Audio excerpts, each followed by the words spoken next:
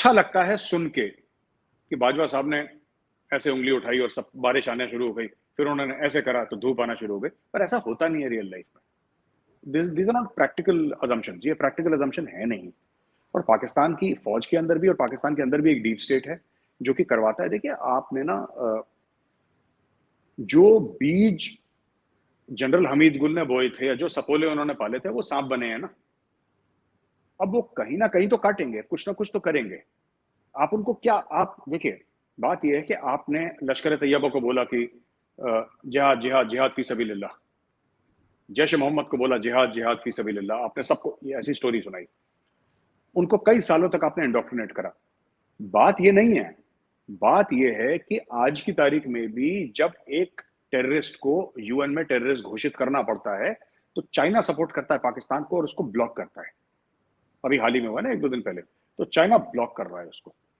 मैं आपको सिर्फ ये समझा रहा हूँ आरजू जी कि ये जो पूरी चीज है ना कि हम इसको ब्लॉक कर देंगे और हम ये ऐसा वैसा कर देंगे दुनिया भर, तो ये हमें समझने की थोड़ी सी जरूरत है आरजू जी कि इतनी जल्दी ये सब चीजें नहीं मरती हैं। ये इसके ऊपर सिर्फ लश्कर तैयबा के चीफ को जेल में डालना इनफ नहीं है कि आपने हाफिज सईद को जेल में डाल दिया। Pakistan needs to crack down on the Lashkar Taiba, they need to crack down on the organisation. इनके सेल्स हैं, इनके स्लीपर सेल्स हैं, इनकी फंडिंग, एक एक चीज के ऊपर आपको इसको पब्लिकली बोलना पड़ेगा कि जहां as far as we are concern it's a band outfit. लेकिन ये देखिए कि मसूद अजहर के भाई को जो है अभी यूनाइटेड नेशन या यूएस में दोनों ने कहा कि नहीं जी इसको हम डिक्लेयर नहीं कर रहे एज अ टेररिस्ट, तो वो भी आप समझते हैं कि उसमें भी चाइना इन्वॉल्व है? नहीं, चाइना तो इन्वॉल्व है ही, चाइना बीच में, इनको चाइना प्रोवाइड कर रहा है ना, क्योंकि पाकिस्तान का डिप्लोमेटिक हेफ्ट है नहीं, डिप्लोमेटिक हेफ्ट तो चाइना का है। पाकिस्तान के कुछ कहने ना कहने से किसी को दुनिया में थोड़ा ना यूनाइटेड नेशन में फर्क पड़ रहा है किसी को। अगर पाकिस्तान के कुछ कहने से 1 रुपए का भी किसी को फर्क पड़ता तो कश्मीर का प्लेबिसिट बहुत पहले करवा चुके होते। कोई नहीं मानता ना पाकिस्तान को, तो ये चाइना का इस्तेमाल करते हैं। डिक्लेयर होना चाहिए था आपके ख्याल से, उसको डिक्लेयर हो जाना चाहिए था? किसको? मसूद अजहर के भाई को, जो कह रहे हैं ना कि नहीं वो टेररिस्ट नहीं है, उसको भी कोशिश की गई थी ना कि उसे भी डिक्लेयर देखिए करवा दें। मैं कह रहा हूं उसको टेररिस्ट ना डिक्लेयर करके अगर पाकिस्तान अपनी भलाई चाहता है तो पाकिस्तान उसको जान से मार दे। मैं आपको बताता हूं क्यों। क्योंकि भारत वो आ नहीं सकता, कश्मीर में छुटपुट ये पटाखे फोड़ते रहेंगे। लेकिन ये लोग, हम देखिए बात ये है ना कि देखिए हाफिज सईद, पाकिस्तानी आर्मी ने ट्रेनिंग दी लश्कर तैयबा को, जैश मोहम्मद को, ठीक है। मैं आपको एग्जांपल समझाता हूँ चलता कैसे गेम है। आपने बोला कि दौरा आम करेगा फिर दौरा खास करेगा। आपने ट्रेन मैन पावर तैयार कर दिया कि तुम जाके हिंदुओं की फौज से लड़ोगे, जैसा बोलते हैं पाकिस्तान, तुम हिंदुओं की फौज से लड़ोगे, तुम जिहाद करोगे और अल्लाह की राह पे तुम जिहाद करने जा रहे हो कश्मीर। अब जिहाद से तो हवा निकल गई, वो नहीं हो रहा जिहाद विहाद, सब फेल हो गया, गजवा हिंद वगैरह जो जैद आमिद साहब बोलते हैं ना कि लाल किले पे हम सब परचम लहराएंगे इंशाअल्लाह और हम गर्दनें काटेंगे काफिरों की, पूरा जो बड़ी प्यारी स्पीच देते हैं वास्तव में, अच्छा लगता है सुनके। तो वो सब तो स्टोरी हो नहीं रही अभी, ठीक है ना, काफिरों की गर्दनें कट रही हैं ना लाल किले पे सब परचम, ऐसा तो कुछ हो नहीं रहा। इशू ये है कि वो मैन पावर क्या करेगा। आपने हजारों की तादाद में जो लोग खड़े कर दिए हैं जिनको सिर्फ वो रेडिकलाइज्ड हैं, हार्डकोर रेडिकलाइज्ड हैं, उनको जिहाद लड़ना है, पर जिहाद वो कश्मीर में लड़ नहीं पा रहे ठीक से। कश्मीर में तो टेररिस्ट बहुत कम है, थोड़े बहुत हैं। अब वो जितने भी हैं तैयार करे उसमें तो 99% पाकिस्तान के अंदर है। अब उनको अगर आप कश्मीर में जिहाद नहीं लड़ाएंगे तो या तो अफगानिस्तान जाएंगे या पाकिस्तान के अंदर जिहाद लड़ेंगे। अगर अफगानिस्तान में लड़ेंगे फिर भी वो पाकिस्तान के ऊपर आएगा, और पाकिस्तान में लड़ेंगे पाकिस्तान के ऊपर तो आएगा ही आएगा।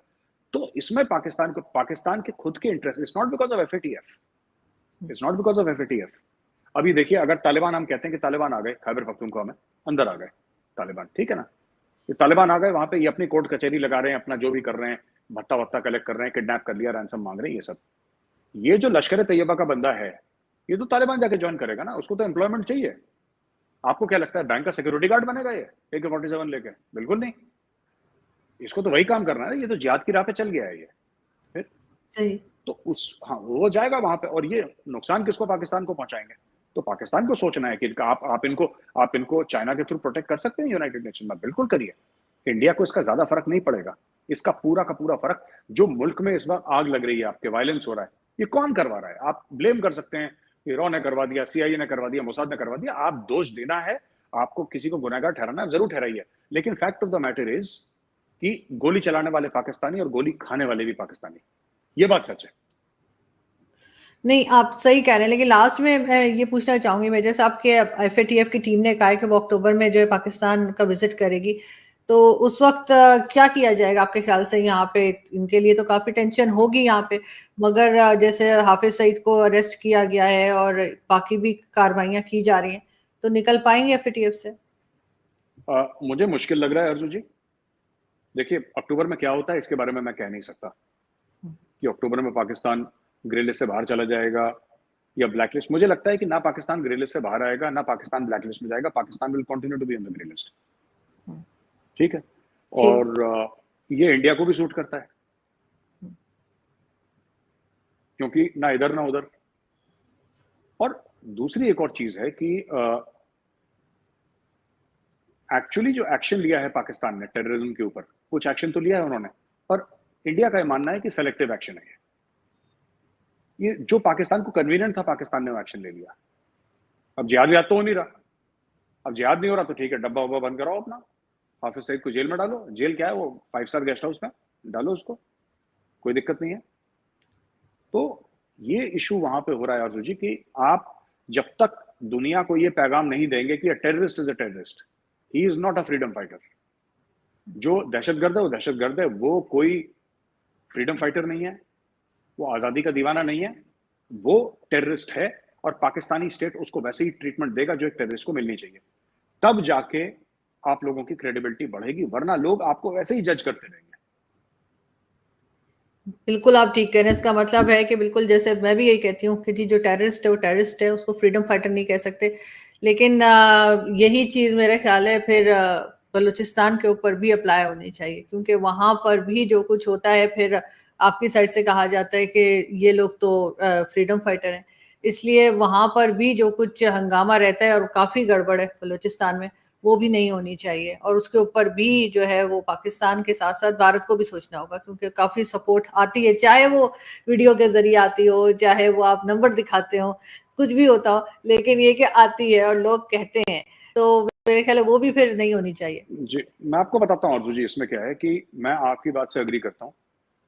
कोई भी बलोच फाइटर अगर किसी नॉन कॉम्बैटेंट को मारता है, अगर किसी बच्चे को मारता है, अगर किसी औरत को मारता है, किसी बुजुर्ग को, कोई भी नॉन कॉम्बैटेंट हो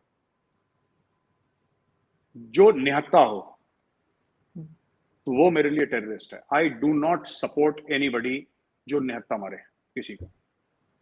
बिल्कुल। मैं कोई भी हो, वो हिंदुस्तानी हो, पाकिस्तानी हो, कोई भी हो, जो बंदा ठीक है, बलोच ठीक है, आप लड़ना चाहते हैं पाकिस्तानी फौज से लड़िए, ठीक है। आपको पाकिस्तानी फौज से लड़ना, आपको उनको मारना, आपको मारना, आप लड़ते रहो हमारी तरफ से, very good, have fun, congratulations. जहां आपने बच्चे को मारा, जहां आपने नॉन कॉम्बैटेंट पे हाथ उठाया, फिर यहां से यारी दोस्ती खत्म है। Because once you start supporting the killing of non combatants, एक बार आपने सपोर्ट करा कि नहीं कोई बात नहीं, ये तो फ्रीडम फाइटिंग है और फ्रीडम फाइट। आपने कभी सुना कि जब भारत आजादी के साथ आजादी के लिए लड़ रहा था तो शहीद आजम भगत सिंह ने किसी निहत्थे पे वार करा? चंद्रशेखर जी ने किसी निहत्थे पे वार करा? मंगल पांडे जी ने किसी निहत्थे पे वार करा?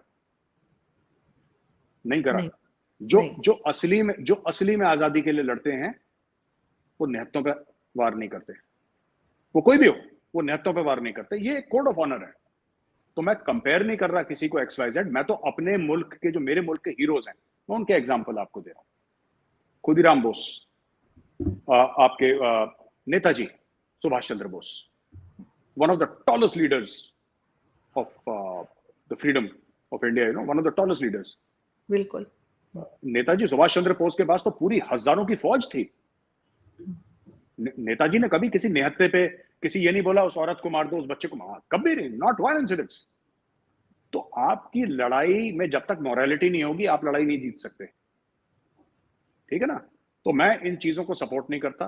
वो कोई भी हो, बलोच हो, कोई भी XYZ हो, मुझे कोई फर्क नहीं पड़ता। हाँ, आप लड़ रहे हैं, अगर आपकी लड़ाई साफ है, आपकी लड़ाई पाक है, आप फौज से लड़ो, जिसके हाथ में हथियार है, जी भर के लड़ो, कांग्रेचुलेशंस, हमें कोई फर्क नहीं पड़ता। नहीं, आप बिल्कुल ठीक कह रहे हैं, ऐसा ही होना चाहिए। बहुत शुक्रिया कि आज आपने ज्वाइन किया मेरे साथ। थैंक यू सो मच, बहुत अच्छा लगा बात करके। Thank you. Thank you.